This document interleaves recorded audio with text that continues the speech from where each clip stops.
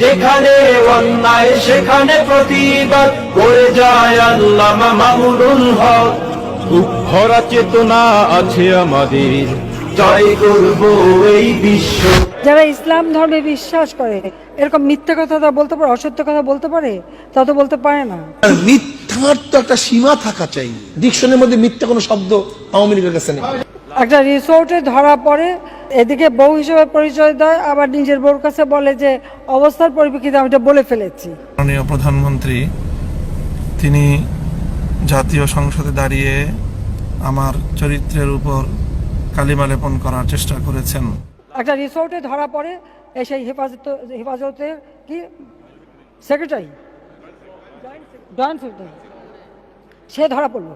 প্রধানমন্ত্রী যখন সংসদে দাঁড়িয়ে মামুনুল সাহেবকে নিয়ে কথা বললেন, হেফাজত নিয়ে কথা বললেন, তখন তো প্রিয় দর্শক কথা বলতেই হয়।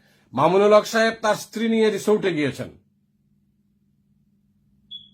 সেখানে ধরে তাকে হেনস্থা করে মিথ্যা কথা বলছে, নাউজুবিল্লাহ মিন জালিক। যারা নাউজুবিল্লাহ মিন জালিক বলে তারা দাঁড়াইয়া প্রস্রাব করে। তখন আমার মা নাকি আমার ছোট ভাইকে দুগ্ধ পান করছিল, তখন উনি আমার মার রুমে হুট করে ঢুকে যায়। দিনী ভাই সব আপনারা তো বুঝতে পেরেছেন যে দেখেন কিভাবে মিথ্যা কথা বলা হয় এবং কত মারাত্মকভাবে মিথ্যা বলা যায়।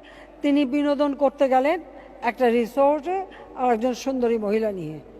যারা জাতির শাসক হওয়ার পরে জাতিকে অহরহ মিথ্যা কথা বলে বেড়ায়, আল্লাহ তাদেরকে তো কিয়ামতের দিন জাহান্নামে দেবেন, কিন্তু গোসা করে তাদের সাথে কথাও বলবেন না।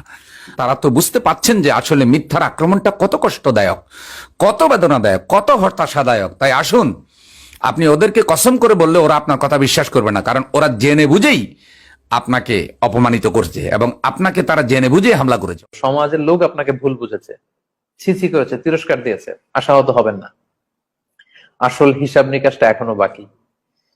আপনি যে ভালো কাজ করেছেন, শুভাকাঙ্ক্ষী ছিলেন, সেটা সেদিন প্রকাশিত হবে। বাংলাদেশের যে মিডিয়াগুলো আছেন আপনারা অধিকাংশই বদমাশ, যারা গতকালকে ওখানে গেছেন